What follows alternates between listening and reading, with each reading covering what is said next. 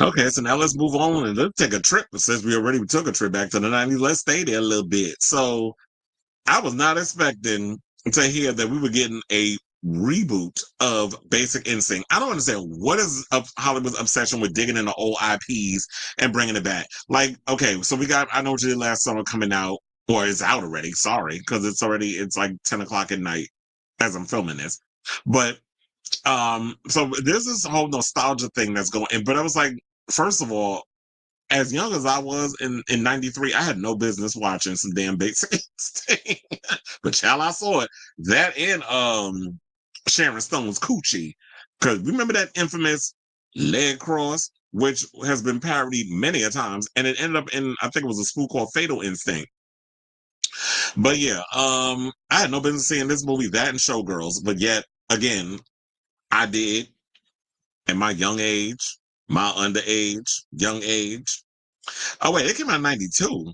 Damn.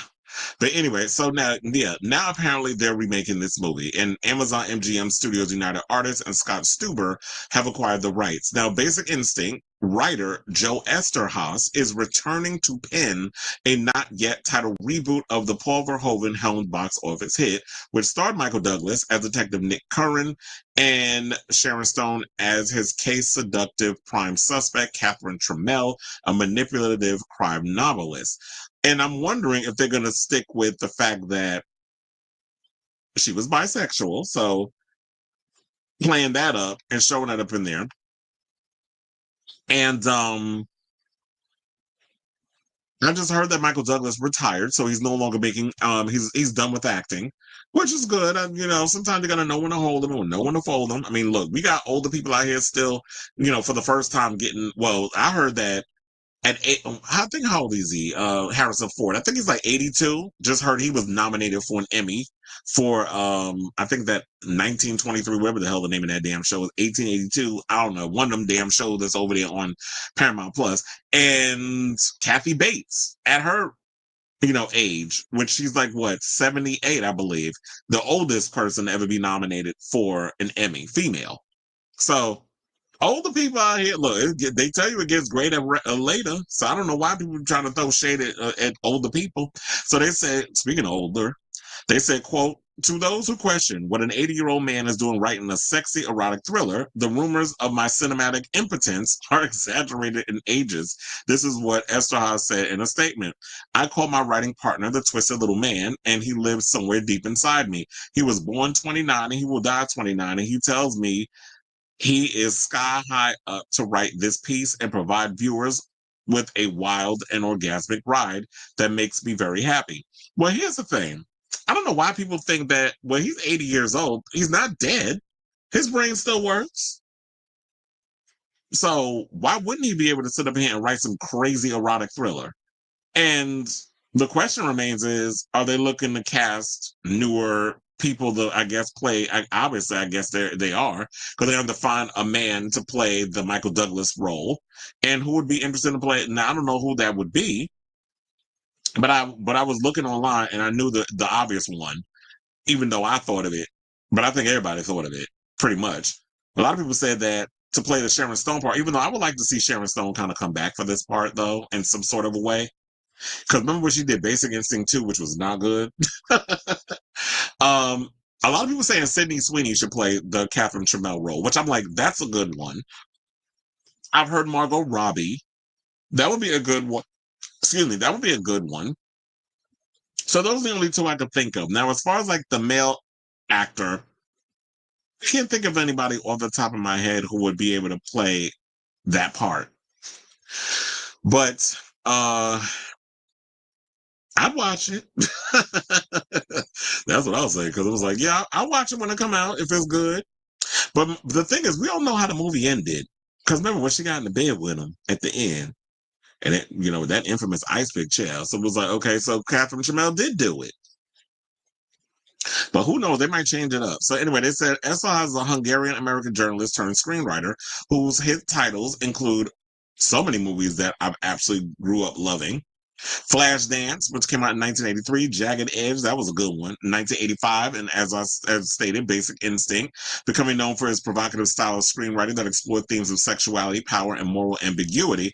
Eszterhas opened up about his time in the film industry in his acclaimed memoir, Hollywood Animal. Now, Stuber's next films includes Guillermo del Toro's Frankenstein, or as they would say, Frankenstein, for Netflix, and Deliver Me from Nowhere, the Scott Cooper directed Bruce Springsteen biopic starring Jeremy Allen White for 20th Century Studios and Disney, both which premiere in the fall. So I think, well, they basically said that, you know what, with Joe Eszterhas coming on and talking about a movie which basically Basic Instinct covered all those themes, sexuality, power, and moral ambiguity, and her being someone, him being a cop, and her being someone who worked she was a crime novelist, and that whole world of, you know, murder and intrigue and all those things. I feel like, what does that look like in, well, if he's writing it now, and I guess they'll probably have it out in 2027, 2028. So what does it look like in the 2020s?